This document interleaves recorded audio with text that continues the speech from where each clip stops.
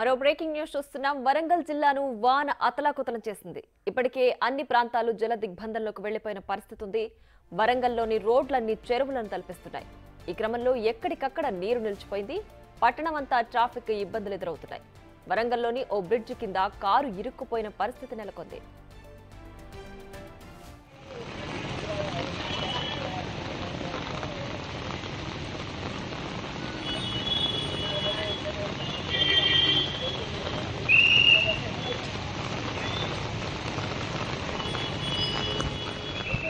వరంగల్ జిల్లాను వాన అతలాకుతలం చేసింది. ఇప్పటికే అన్ని ప్రాంతాలు జల దిగ్బంధంలోకి వెళ్లిపోయాయి.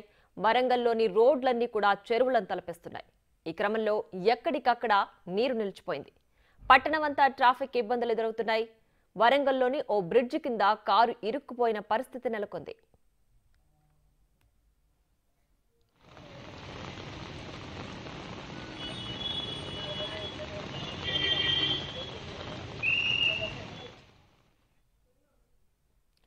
ఇక మరింత సమాచారం మా ప్రతినిధి వేణు వరంగల్ నుంచి లైవ్ లో అందించడానికి సిద్ధంగా ఉన్నారు. వేణు, చెప్పండి, వరంగల్ వ్యాప్తంగా వరద ప్రభావం ఏ విధంగా ఉంది? లోతట్టు ప్రాంతాల ప్రజలను ఎక్కడికి తరలిస్తున్నారు? పూర్తి డీటెయిల్స్ ఏంటి? ఎస్ ప్రియా, ప్రధానంగా రాత్రి నుంచి ఎడతెరిపి లేకుండా వర్షం కురుస్తుండటంతో వరంగల్ నగరం చుట్టుపక్కల కూడా 4 ప్రధాన రహదారులను కూడా నీట మునిగాయి. ప్రస్తుతం మనం చూస్తున్నది వరంగల్ నుండి ఖమ్మం వైపు వెళ్ళేటువంటి 563 జాతీయ రహదారి. ఈ దారి గుండానే ఖమ్మంకు రాకపోకలు సాగుతాయి. అయితే ఇదంతా కూడా అండర్ బ్రిడ్జ్ ప్రాంతము పూర్తిగా నీటితో నిండిపోవడంతో ఇక్కడ నుంచి రోడ్డు రవాణా పూర్తిగా ఆపివేయడం జరిగింది. ఇక్కడ ట్రాఫిక్ ను డైవర్ట్ చేస్తున్నారు. మరోవైపు వరంగల్ టు హైదరాబాద్ వెళ్లాల్సినటువంటి ఫాతిమా, అంబేద్కర్ జంక్షన్, తిరుమల జంక్షన్ కూడా ఇదే పరిస్థితి నెలకొంది. పూర్తి స్థాయి లోపల వరద నీరు చేరడంతో ఎక్కడికక్కడ వాహనాలను నిలిపివేస్తూ పోలీసులు ట్రాఫిక్ డైవర్ట్ చేస్తున్నారు. అయితే ఇట్లాంటి ప్రాంతాల లోపల ఎటువంటి అవాంఛనీయ ఘటన జరగకుండా ముందస్తుగానే బ్యారికేడ్లు, డ్రైవర్షన్ కోన్స్ ఏర్పాటు చేసి పోలీస్ యంత్రాంగం పూర్తి అప్రమత్తతో ప్రజలను అయితే డైవర్ట్ చేస్తున్న పరిస్థితి కనిపిస్తూ ఉంది. మరోవైపు వరంగల్ జిల్లా వ్యాప్తంగా ఉన్నటువంటి 62% చెరువులు నిండుకున్నాయి. అవన్నీ మత్తలు పోస్తున్నాయి. ఇక చెరువులకు ఇదే వాదకమైన వరద కనుక కొనసాగితే సాయంత్రం వరకు దాదాపుగా 12% నుంచి 15% చెరువులు తెగిపోయే ప్రమాదం ఉంది. ఒకవేళ అదే కనుక జరిగితే దాదాపు 1000 మంది నిరాశ్రయులై దాదాపు 100 కొద్ది గ్రామాలు ముంపు గురేటువంటి పరిస్థితి కనిపిస్తూ ఉంది. ఇక వర్షం కూడా ఎడతెరిపిగా కురుస్తుండడంతో కొన్ని చోట్ల విద్యుత్ కూడా అంతరాయం ఏర్పాటు చేస్తారు. ఎందుకంటే భారీ స్థాయిలో వృక్షాలు ఉండడము, అదేవిధంగా భారీ స్థాయి ట్రాన్స్ఫార్మర్స్ ఉండడంతో అక్కడ విద్యుత్ ప్రమాదం జరిగే అవకాశం ఉండడంతో కూడా విద్యుత్ శాఖ సంబంధించిన అధికారులు 24/7 పరిశీలన చేస్తూ పూర్తి స్థాయి లోపల విద్యుత్తును యంత్రాలు నిలిపివేయడం జరిగింది. మరోవైపు ఇటు రైల్వే వంతెన, ప్రస్తుతం మనం ఉన్న అండర్ బ్రిడ్జ్ ప్రాంతం దగ్గర ఉంటుంది రైల్వే వంతెన ఇప్పటికే తాళపూసలపల్లి వద్ద పూర్తిగా ట్రైన్ సంబంధించిన కింద నుంచి గ్రౌండ్ మొత్తం కొట్టుకుపోయింది. అక్కడ దాదాపు 102 మీటర్ల పొడవుతో ఆ ట్రాక్ అంతా కూడా గాల్లో వేలాడుతుంది. అదే పరిస్థితి వరంగల్ రైల్వే స్టేషన్ లో కూడా భారీగా వరద నీరు చేరుతుండటంతో అక్కడ సిబ్బంది అంతా కూడా వరద నీళ్లను బయటికి పంపించే ప్రయత్నం చేస్తున్నారు.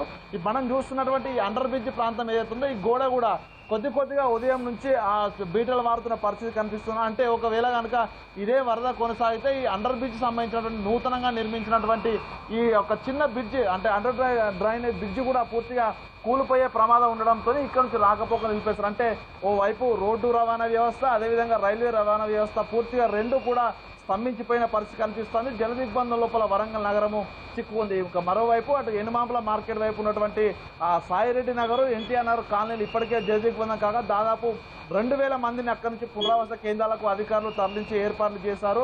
సంతోష్ మాత టెంపుల్ వైపు ఉన్నటువంటి ఎంహెచ్ నగర్ కాలనీస్ వైపుగా కూడా పూర్తిగా జలమయమవుతున్నాయి. మనం చూడొచ్చు జిల్లాకు సంబంధించిన అధికార యంత్రాంగం కూడా నగరంలో పర్యటిస్తూ లోతట్టు ప్రాంతాల పరిస్థితిని ఎప్పటికప్పుడు పర్యవేక్షిస్తూ అధికారులకు పలు సూచనలు అయితే చేస్తున్నారు. సో ఇదే పరిస్థితి కనుక కొనసాగితే వరంగల్ మొత్తం కూడా జల ప్రళయం దాటికి విలవిల్లాడే పరిస్థితే కనిపిస్తూ ఉంది.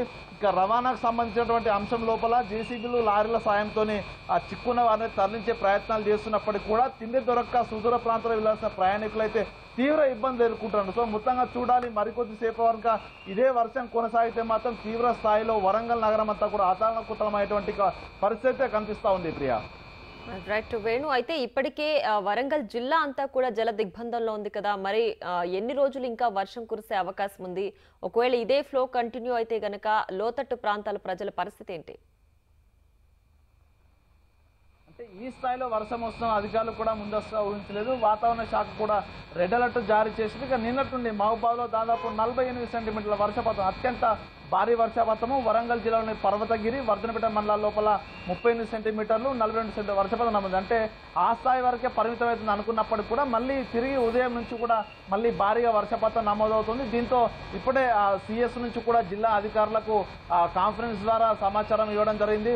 పునరావాస కేంద్రాల సంఖ్యను పెంచాలి, అదేవిధంగా డిఆర్ఎఫ్ శ్రేణులను కూడా పెంచాలంటూ కూడా సమాచారం ఇవ్వడంతో ప్రస్తుతానికి వరంగల్ టౌన్ లోపలనే 8 చోట్ల పునరావాస కేంద్రాలు, ప్రభుత్వ పాఠశాలలు, అదేవిధంగా ఉన్నటువంటి ఫంక్షన్ హాల్స్ లోపల కూడా పునరావాస కేంద్రాలు ఏర్పాటు చేసే ప్రయత్నాలు జరుగుతున్నాయి. అయితే వారికి ఫుడ్, మంచినీళ్లు అందించడానికి కూడా అధికారులు ఏర్పాట్లు కూడా చేస్తున్నారు. ఇక మరోవైపు అటు ములుగు వైపు, భూపాలపల్లి వైపు నుండి కటాక్షపూర్ చెరువు కూడా మత్తెరిపోస్తుండటంతో ఆ వైపుగా కూడా పూర్తిగా రాకపోకలు నిలిచే అవకాశం ఉంది. ములుగు లోపల ఇప్పటికే తొగర్రా వాగు రాత్రి నుంచి తెగి భారీగా ప్రవహిస్తుండటంతో అటు ములుగు ఏజెన్సీ ప్రాంతాలు కూడా పూర్తిగా లోతట్టు జలమలమయ్యాయి. అక్కడి నుంచి సీతక్క కూడా అధికారులతో మాట్లాడడం జరిగింది. ఐటీడీఏ లోపల 2 పునరావాస కేంద్రాలు, అదేవిధంగా వాజేడు, వెంకటపురం మండల లోపల 4 అంటే మొత్తంగా 4 పునరావాస కేంద్రాలు ఏర్పాటు చేయాలంటూ ఆదేశాలు జారీ చేయడంతో ప్రధానంగా ఇప్పుడు మాత్రం పునరావాస కేంద్రాలు ఏర్పాటు చేసి లోతట్టు ప్రాంతాల ప్రజలను ఎగువ ప్రాంతాలకు తరలించడానికి, ముంపుకు గురైన ప్రాంతాల ప్రజలను పునరావాస కేంద్రం తరలించేందుకు ఏర్పాట్లు అయితే జరుగుతూ ఉన్నాయి. మొత్తానికి